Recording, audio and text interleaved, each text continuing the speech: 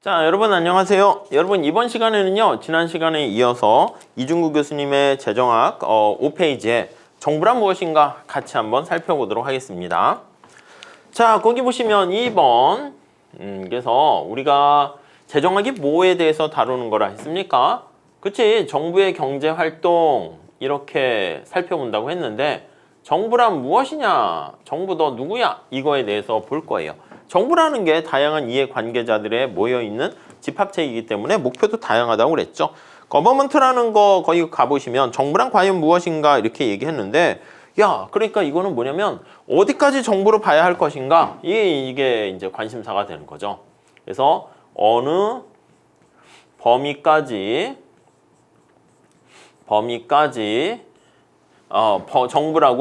정부로 규정을 해야 되는가? 네, 그런 문제입니다. 획정을 해야 되는가? 우리가 이제 뭐 경장에서도 뿐만 아니라 시장을 어디까지가 관련 시장이라고 획정해야 되는가? 이것처럼 어디까지 정부 영역이라 해야 될 것인가? 이 쉬운 건 아닙니다. 자, 밑에서 두 번째 줄에 나와 있는 것처럼 세금을 거두고 소집하고 영장을 발부하는 일, 이거는 정부의 고유한 영역이죠. 범죄자를 잡아 벌 주는 일, 이거는 당연히 정부의 영역입니다. 그런데 거기 나와 있는 것처럼 다음 페이지 첫 번째 줄에 서울 메트로나 한국방송공사를 정부의 일부로 볼 수 있는가? 이러면 조금 애매합니다. 그래서 이거는 지금 관심이 뭐가 되는 거냐면 정부의 실체는 어디까지인가, 실체를 어디까지 정부로 볼 것인가, 요거를 보는 것입니다. 자, 그래서 우리가 이렇게 얘기를 하도록 할게요. 야, 그냥 아예 연역적으로 정부 개념 내리기가 어려우니까 정부의 특성을 한번 살펴보고 그러한 특성을 가진 것을 정부다 이렇게 보자는 것이죠. 그래서 정부 부문의 특징 요거를 한번 좀 살펴보려고 합니다. 네. 자, 그래서 첫 번째 줄 볼게요. 넓은 의미에서 정부 혹은 공공부문에서 우리가 흔히 정부라고 부르는 좁은 의미의 정부뿐만 아니라 거기 보시면 정부 투자기관으로 구성된 공공기관까지 포함한다. 그래서 여기 정부 할 때는 공공기관까지 우리가 정부라고 포함시킵니다. 뭐 이거는 뭐 그럴 수 있겠죠. 자, 포함시키는데 넓은 의미에서 보면 정부 투자기관 같은 공공기관 아니면 공기업 이것도 어떻게 보면은 정부라고 얘기를 할 수가 있겠습니다. 자, 근데 지금 말씀드린 것처럼 정부 부문의 특징이 좀 민간과 다른 거 뭐가 있을까? 몇 가지 한번 살펴봅니다. 두 번째 달러 까보시면요. 세 가지로 제시를 해주고 있습니다. 첫 번째요. 정부가 갖는 첫 번째 특징은 국민이 직접 선출한 사람이나 국민이 직접 선출해야 돼. 국민이 직접 선출하거나 또는 선출된 사람에 의해서 임명된 사람, 선출된 사람. 그러니까 우리가 대통령을 뽑았어요. 그러면 훌륭한 대통령을 뽑은 다음에 대통령이 또 공무원들 임명하잖아요. 그래서 선출된 사람에 의해 임명된 이라고 돼 있네요. 임명된 사람들이 운영의 책임을 맡고 있다. 사람들이 운영의 책임 이렇게 보시면 되겠습니다. 그런 사람들로 구성 이렇게 볼게요. 구성. 네, 뭐 복잡한 얘기는 아닌 것 같고요. 그래서 거기 보시면 국회의원이나 대통령, 국민에 의해서 선출됐고 국방부나 환경부의 운영을 맡고 있는 사람은 대통령이 임명한 사람들이다. 공기업도 마찬가지고요. 다음 두 번째 특징 뭐가 있나 한번 봅시다. 국민에 대해서 강제력을 가진다. 네, 강제력을 보유하고 있네요. 강제력을 가지고 있다. 자, 거기 보시면 정부는 어떤 사람이 벌어들인 소득의 일부를 세금 내 이렇게 안 내면은 압류를 한다는가 재산을 압류하거나 감옥에 보낼 수 있는 제재를 가할 수 있습니다. 그래서 텍스를 부과하도록 강제하는 거야. 그래서 만약에 부과했는데 이 세금을 잘 내지 않았어? 그러면 거기 나와 있는 것처럼 재산을 압류하거나 감옥 무섭죠. 아무튼 감옥에 보낼 수 있다. 이렇게요. 이게 이제 또 두 번째 특징이고요. 다음 세 번째 볼까요? 자, 세 번째 보시면 거기 보시면 이렇게 한창 거기 한번 뭐 쭉 보시죠. 정부가 이와 같은 강제력을 가질 수 있는 근거는 선거 과정을 통해서 국민들로부터 권한을 위임받았기 때문에 그렇다. 그러니까 이게 민간에는 이 강제력의 특성이 아니라 민간은 어떻게 되죠? 민간은 자발적이잖아. 그래서 요게 이제 민간의 시장 원리랑 다릅니다. 그래서 민간의 시장의 원리는 자발적인, 자생적인 어떤 질서 그런 느낌이야. 그래서 거기 보시면은 자발적인이라는 말 잘 보시죠. 자발적인 의사가 반영된 거야. 아니 그렇잖아요. 우리 시장에 참가했을 때 소비자나 생산자나 뭔가 남는 이득이 없다라고 하면 시장에 참여하지 않겠죠. 무슨 말씀인지 아시겠죠? 자, 그렇게 정리하시면 되겠고요. 다음 페이지 넘어가 보도록 할게요. 마지막으로는 세 번째 특성을 보시면 정부에 의해서 생산된 재화나 서비스가 비시장 배분에 의한 방법에 의해서 국민에게 배분된다. 그러니까 정부가 뭔가 재화나 서비스를 생산하잖아. 그러면 시장과 다른 non 이렇게 보시면 돼요. 비시장적 자원 배분이다. 정부가 생산한 희소한 자원을 비시장적인 자원 배분 방식으로 allocate 한다라고 보시면 되겠습니다. 자, 여기서 민간은 그러면 어떤 특성이 있는데 왜 비시장적이야? 이렇게 보시면 자, 이게 비시장적입니다. 자, 이게 이제 민간과 비교해요. 다시 민간은 여러분 민간에서 시장의 원리에서 희소한 자원을 뭐가 어떤 방식으로 나눠 쓰고 분배합니까? 거기 가보시면은요. 네, 두 번째 줄 한번 보세요. 민간에서 생산된 상품의 경우에는 시장에서 형성된 가격, 그게 제일 중요하죠. 민간은 시장에서 형성되냐 자발적인 의사에 따른 시장의 가격에 의해서 이 가격이 시그널 역할을 하는 거 아니겠습니까? 그래서 이제 희소한 자원이 배분되게 되는데 정부는 다르게 된다. 아예 이거는요 시장 자체가 없는 경우가 있습니다. 그래서 이 부분은 시장이 존재하지 않는 경우가 있어요. 존재 안 할 수도 있어요. 안 할 수도 있고 아니면 시장이 왜곡될 수도 있습니다.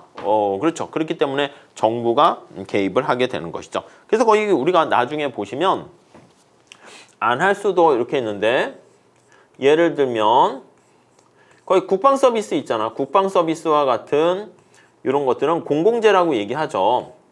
이런 공공재 같은 경우는 시장에서 아예 시장이 존재하지 않을 수 있습니다. 근데 꼭 필요하단 말이야. 그렇기 때문에 정부가 나서가지고 개입을 해서 공급을 한다라고 보시면 되겠습니다.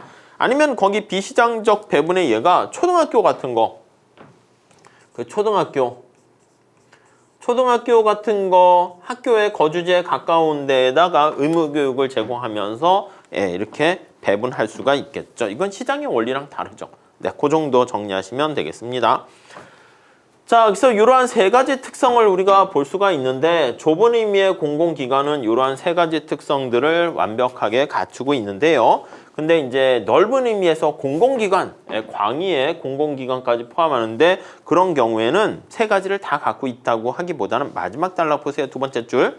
첫 번째 특징만 가지고 있을 뿐 나머지는 거의 가지고 있지 못한 경우도 있습니다. 그래서 이 경우에는 예를 들면 자 메트로 이렇게 나와 있습니다. 메트로 뭐 지하철이나 철도 이런 공기업 같은 경우 한번 보시면 서울 메트로는 일반 국민에게 행할 수 있는 강제력은 없어요.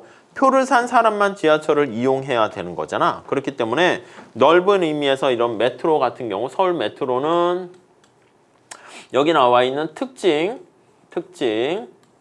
1번만 충족하게 되고 2번과 3번은 충족하지 못하는 것 같다. 이렇게 볼 수가 있겠습니다. 자, 그 정도 정리를 하시면 되겠습니다. 자, 다음 이게 첫 번째, 정부는 어떤 특징을 가지고 있는가 그걸 살펴봤고요. 다음 두 번째 한번 볼게요. 자, 두 번째는요. 우선 정부를 보는 두 가지 견해 이렇게요. 정부를 보는 두 가지 견해. 네, 요거 참고로 한번 보시면 되겠습니다. 자, 그래서 거기 보시면 첫 번째 줄에 현실에서 정부는 매우 다양한 종류의 경제적 역할을 수행하는데 정부가 하지 않아도 되는 일을 한다고 지적하는 사람이 있는 반면 정부가 당연히 해야 할 일을 하지 못한다고 야 이거 정부 네가 해야 할 일인데 그러니까 첫 번째는 야 정부 이건 네가 왜 해? 안 해야 될 건데 왜 해? 이런 것도 있고 야 이거 정부 네 일이잖아. 근데 왜 넌 안 하고 있어? 이렇게 해서 비판하는 사람도 있습니다. 정부를 바라보는 관점이 다르기 때문에 그런 것이라는 거죠. 그래서 두 가지 견해의 관점을 볼 거예요. 첫 번째는요. 오가닉, 유기체적 견해가 있습니다. 그래서 유기체적 견해 이렇게요. 자, 이거는 살아있는 생명체와 같이 이렇게 살펴보는 것이고 자, 다음 단락 보시면 또 다른 하나는 기계론적 견해 이렇게 있습니다. 두 번째는 메카닉이네요. 기계론적 견해 이렇게 살펴볼 수가 있겠습니다. 자, 그래서 우리가 유기체적 견해는 도대체 뭐야? 한번 보시면 첫 번째 줄 볼까요? 두 번째 단락. 사회를 하나의 자연적인 유기체로 봅니다. 오가닉입니다. 살아있는 생명체 이렇게 보시면 되겠죠. 각 개인은 유기체의 한 부분씩을 구성하고 있으며 뭐 사람이라 할까 식물이라 할까 이렇게 있는데 자 거기 보니까 정부는 뭐라고 되어 있습니까? 유기체의 심장부에 해당한다. 여기 하트가 있어요.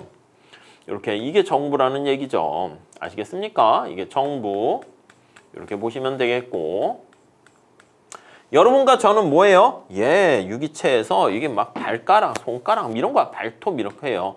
You and me예요. 여러분과 저는 이런 거야. 아시겠죠? 이런 거. 그러니까 사실 심장이 없으면 이 사람이 제대로 살아갈 수 없는데 뭐 심장이 없더라도 발가락, 발톱 이런 것들은 뭐 괜찮잖아요. 아시겠죠? 자, 그렇기 때문에 어떻게 돼? 이런 여러분과 저는 개인이잖아. 개인은 어떻게 정부를 위해서 목숨을 바쳐야 되지 않겠습니까? 네, 그렇게 볼 수 있어요. 그래서 우리들은 정부를 위해서 헌신하자. 거기 보시면 전체 이익에 봉사하는 게 개인의 미덕이다. 그러니까 정부가 미덕이다. 정부가 바로 우월한 존재가 되는 약간 거기 끝에 가보시면 전체주의적 사고방식 이렇게 보시면 돼요. 그래서 거기 뭐라고 할까? 전체의 이익을 위해 개인은 어떻게 한다? 예, 개인은 희생해도 돼. 개인은 희생 가능. 이렇게 되는 거예요. 야, 심장을 위해서 도마뱀이 꼬리 자르는 거랑 비슷하게. 이해가시죠? 자, 반면에 기계론적 견해에 따르면 정부 자체는 뭐냐라고 하면은요. 개인의 목표 달성에 도움이 되도록 편의에 의해서 고안된 존재다. 이거는 뭐가 이제 관심이냐면 정부는 개인의 목표 달성을 위한 수단이 되는 거야. 정부는 개인을 위해 고안된 존재다. 이렇게 보시면 되겠습니다. 그러니까 사실은 어떻게 보면 메카닉 기계론적인 거니까 사실은 자동차 같은 이런 기계 생각해 보세요. 이렇게 뭐 정부가 엔진이야, 엔진. 근데 사실 여러분과 제가 이게 막 바퀴나 부품 역할을 하는데 엔진만 있으면 뭐해. 바퀴나 부품 이렇게 볼트 너트가 빠져버리면 자동차 안 가잖아. 의미가 없는 거잖아. 부릉부릉만 하면 뭐합니까? 가지 않으면 의미가 없죠. 그렇기 때문에 약간 관점이 누가 더 관심 있는 겁니까? 하면 개인을 중심으로 바라보는 게 기계론적 견해다. 이렇게 보시면 되겠습니다.